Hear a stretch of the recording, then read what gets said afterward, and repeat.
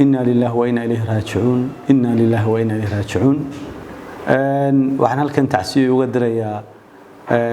أهلك يا قرابتي وجهرين شيخ علي ورسمة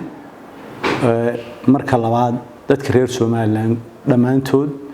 مركز سدحنا دتك الصومالي ده جودهان يجيس كأفريقيا دتك كونه لو وها شيخ عانو لقي قانو سدوك الدنيا الإسلام كمعروف تعسيدا إلهي سبحانه وتعالى وحنو قبري إنه شيخ علي ورسمة نحرستي كنا كورابيو إلهي وحنو قبري إنه عمل كيسي وناكسنا خير كاها إلهي سبحانه وتعالى وأقبله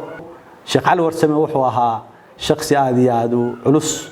وكو علوس بالشدة رير سوماليلان يجيس كان أفريقيا وكو علوس وحوها رنتي سيدا عن كغشيخ قاعتي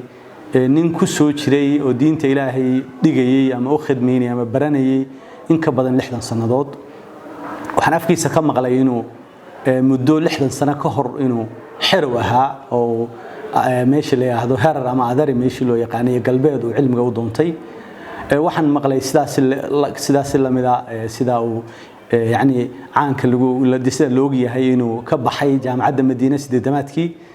inuu ka baxay oo master ka qaatay shariicada islaamka marka waxa shakhsiga noocaas ay naftiisa u hibeeyay inta ka shaqeynay dacwad iyo diin islaam waxaan u rajaynaynaa khayr cid kasta oo ceeb ku sheegtana waxaan u leenahay magayo marka horena culimada islaamku qof kastu yahayba waxa weeye maadaama nabigu yiri salawaatu rasuulallahi alayhi al ulama warithatul anbiya culimadu waa dadkii dhaxlay nabiga marka dhaxalkii nabiga sidaan qof kastoo culimay wuxuu mudan yahay in la xaq dhowro la ilaaliyo iyadoo aan qofka lagu fadili maayo shakhsiyada iyo reernimada iyo midabka iyo laakiinse waxa uu xambaarsan yahay diin ayaa lagu dhowrayaa sheekh Al Warsamo hayn wadaad diinta uu bartay waxa dhaqan yaqaan dhaqanka ugu xeel dheer oo runtii dhaqanka Soomaaliga dadka aadka u yaqaan ee ugu xeel dheer akhlaaq wanaagsan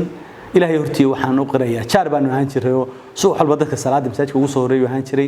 إلهي هرتي وحنو قرية إنه خير بدن يوناج يعبسي أن كتون سنة هاي إلهي بقى قفل بقلبي سنت عن كوجا هاي وحنا إلهي وقرتيني إنه حريص تيسا كورابيو كان فردوس على جيو